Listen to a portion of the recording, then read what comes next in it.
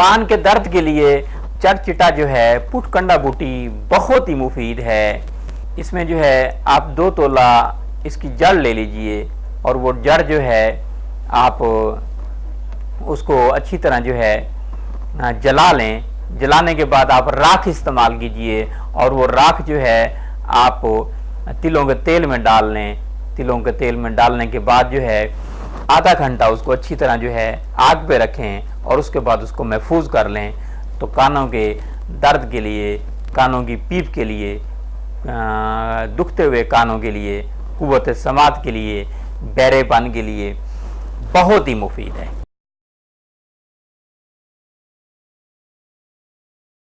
दर्द चश्म के लिए पत्तों का रस निकाल लीजिए और रस जो है आंखों में डालिए तो धुंधलेपन के लिए, नज़र की कमज़ोरी के लिए, दर्द चश्म के लिए पुटकंडा की बूटी का रस जो है बहुत ही मुफीद है, बेहद मुफीद है।